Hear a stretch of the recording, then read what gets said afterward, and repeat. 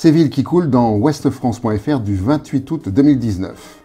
La capitale indonésienne Jakarta, peuplée de 10 millions d'habitants, s'enfonce inexorablement sous les eaux. Lagos, au Nigeria, ville de 20 millions d'habitants, s'enfonce elle aussi.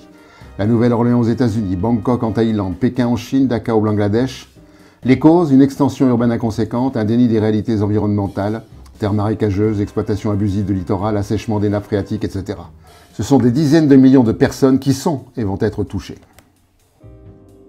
La voiture électrique, symbole du mythe de la croissance verte dans monsieurmondialisation.org du 1er janvier 2020. Face aux pénuries annoncées d'énergie fossile et aux défis liés au changement climatique, la voiture électrique serait la solution idoine. C'est tout le fantasme, changer une voiture pour une autre comme si de rien n'était. Il faudra donc remplacer 1,2 milliard de voitures pour que rien ne change.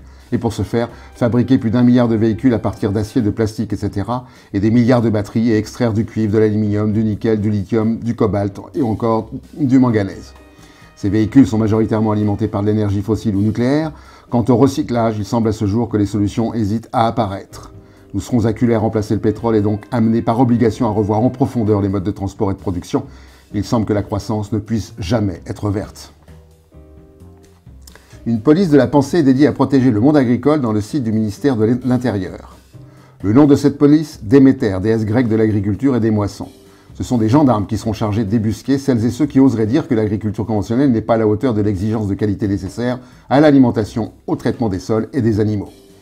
Il est écrit dans le chapitre intitulé « Le périmètre de compétence de la cellule Déméter » la nécessité d'appréhender la globalité du phénomène des atteintes au milieu agricole implique que le périmètre de compétence de la cellule Déméter englobe la prévention et le suivi. 2 points. Des actes crapuleux, qu'il s'agisse d'une délinquance de proximité et d'opportunité, exemple vol isolé de gasoil ou d'outillage, ou d'une criminalité organisée, voire internationale, filière de vol de GPS agricole, etc., etc. Des actions de nature idéologique, qu'il s'agisse de simples actions symboliques de dénigrement du milieu agricole ou d'actions dures ayant des répercussions matérielles ou physiques. Notons ces mots, actions de nature idéologique, c'est-à-dire ayant trait aux idées. Il n'est pas nécessaire de commenter cette mesure tant elle semble appartenir à des temps plus bruns. En France, les eaux souterraines deviennent imbuvables et rares dans la relève-et-la-peste.fr du 3 janvier 2020. Ce chiffre. Depuis 2000, environ 2400 forages destinés à la production d'eau potable ont été abandonnés pour des raisons de pollution excessive par les nitrates ou les pesticides, alors qu'en 2016, en France métropolitaine, 66% des volumes prélevés pour l'alimentation en eau potable proviennent des eaux souterraines.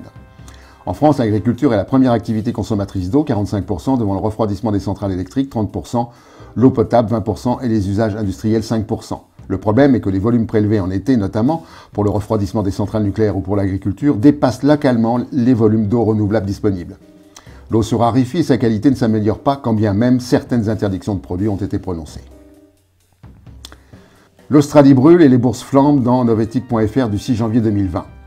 Belle fin d'année boursière, le CAC 40 finit l'année à 6000 points contre 4730 fin 2018.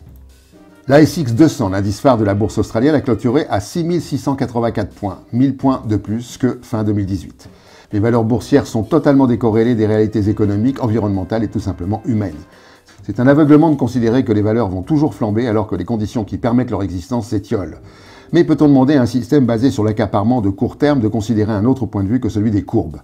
Il faudra sans doute que l'incendie gagne les salles blanches et les salles de marché jusqu'à lécher les fesses encostardées des traders et autres actionnaires ou fonds de pension.